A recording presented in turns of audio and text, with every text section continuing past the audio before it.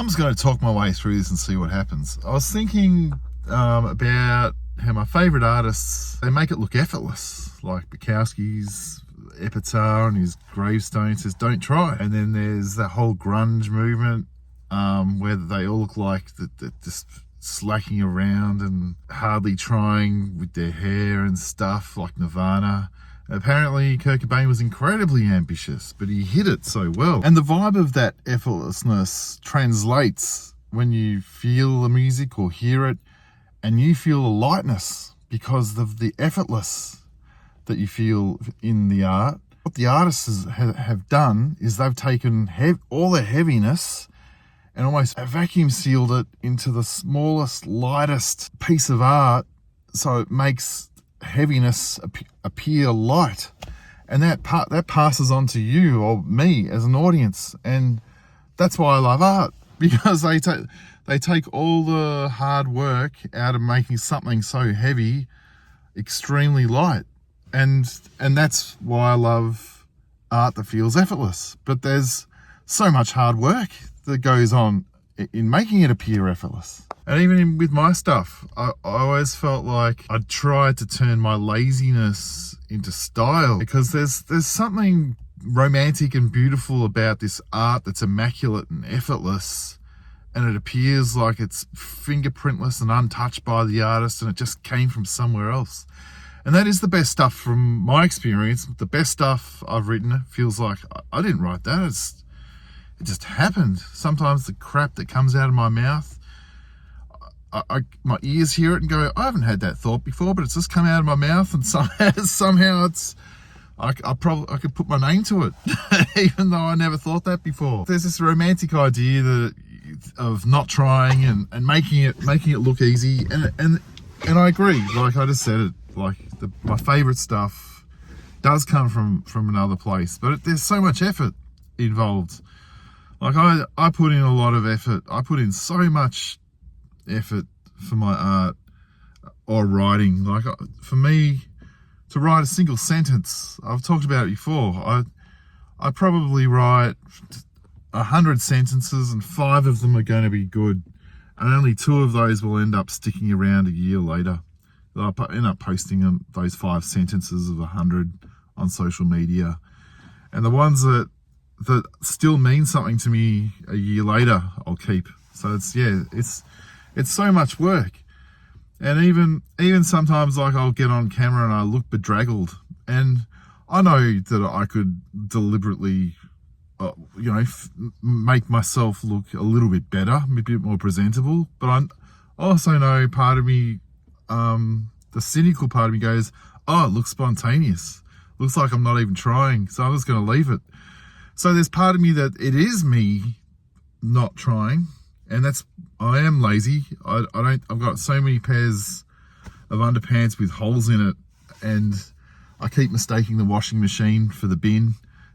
And so they've lasted with me for years when they should have been thrown out a long time ago. And there is a part of me that's a complete slob, but part of me also, the cynical artist side of me, goes, no, that's part of who you are. Play up on it just a little bit. Just dial it up just a tiny bit, because it makes everything look a little bit more effortless. But I do put in so much effort. I try so hard.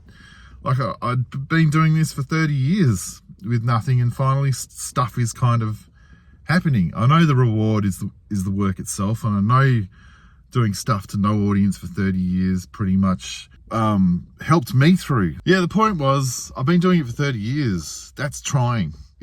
Trying at something until it worked. Like 30 years of unrewarded effort. When I talk about reward in that sense, I mean in a very cliche, boring way, in terms of I'm getting paid to do what I need to do, and I can pay my bills with it. So I tried so hard for 30 years, and at the time I remember saying to myself at 20, I'd love to be a writer, and I know it's going to take me a long time, and it might not ever happen. And it's basically like, it'll be the chances of me actually, my talent catching up to the ability to be a writer, or my abilities catching up to be a writer, will be like waking up from a dream, going to work for a whole day, paying bills, doing a grind, and coming back and expecting to go back to sleep and fall back into exactly the same dream. I thought that's almost zero chance. But I did for 30 years. I had that dream, I woke up, and then I went about trying to do it for 30 years. And I thought, it's never going to happen. But it's too late now. I'm too lost, and this is what I love doing. And if nothing happens, I don't care. I love this so much.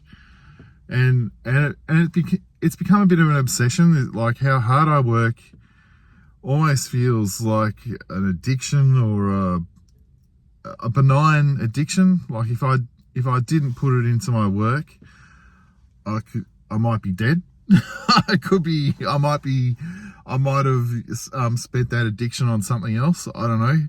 But yeah, the whole idea of making things effortless and immaculate and appearing not to try,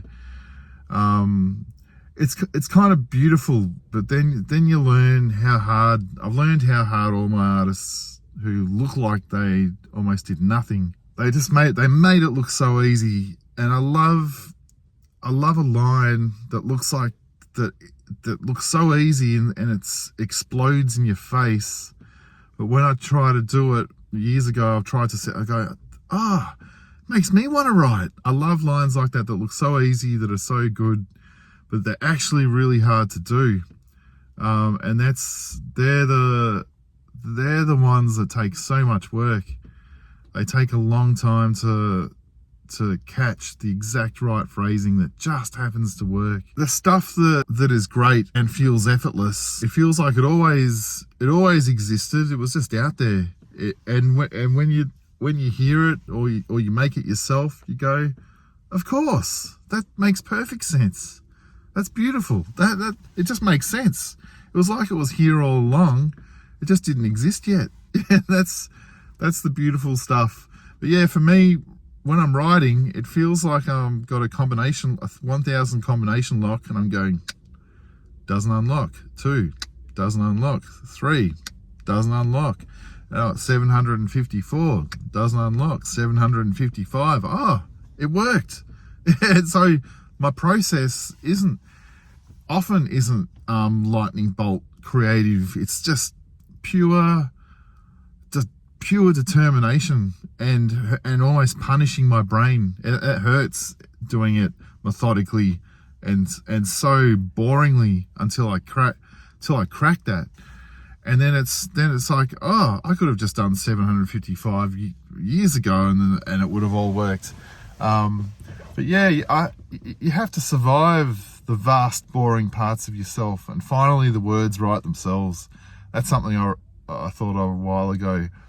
But yeah, I love it. I love that I was forced to wait for so long, because now things feel more self-evident to me now. And the last week I've had for a few weeks, I felt like I dried up.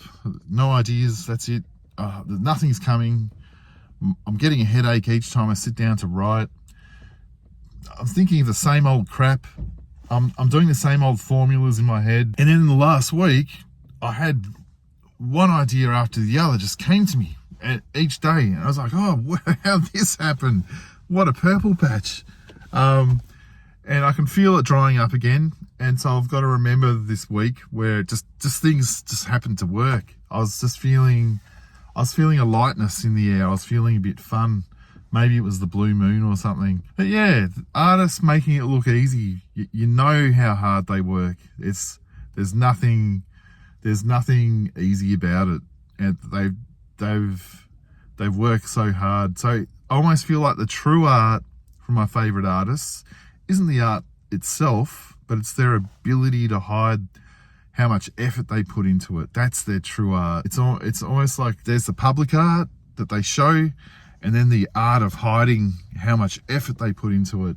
And I always struggle with my ambition. Like I'm massively ambitious with my art. So I've got part of me is a complete businessman, and another part of me is an artist who doesn't give a shit about anything. But yeah, there's the ambitious part of me, and there's the complete artist part of me, and sometimes they're at war with each other.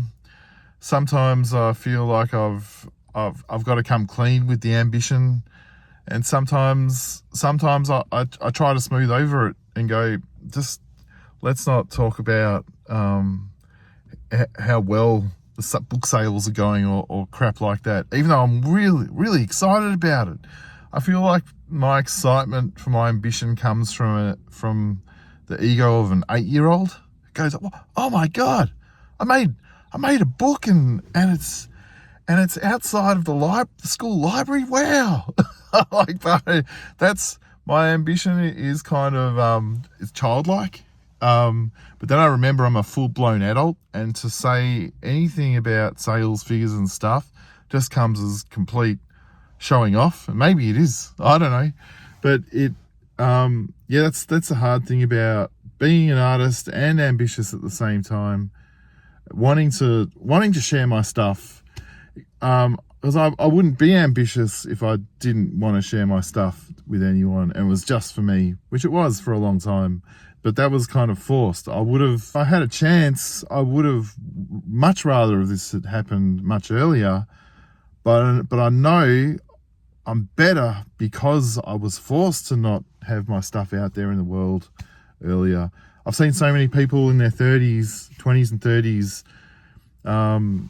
have success with their art, and then they disappear by the time they're 40 or 50. They're gone. So yeah, life kept going, do you really want this? Is this what you really want? And I was like, yeah. I was like a donkey in the carrot.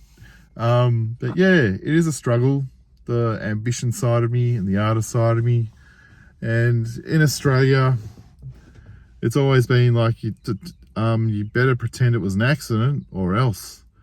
And so yeah, part of me sometimes does like rug pull myself or self-deprecate or not talk about how my books are going and stuff, because I remember people don't like it